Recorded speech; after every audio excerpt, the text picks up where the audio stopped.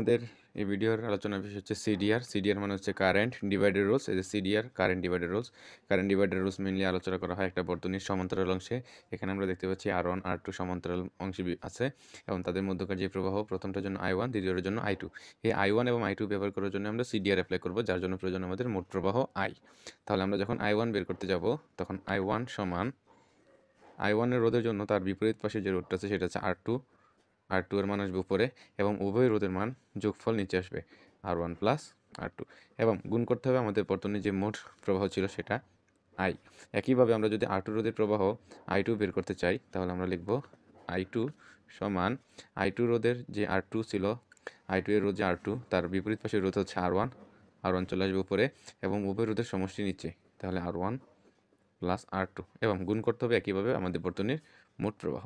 তাহলে এই প্রবাহের মাধ্যমে আমরা দুইটা রোধের প্রবাহ I1 এবং I2 যারা সমান্তরাল অংশে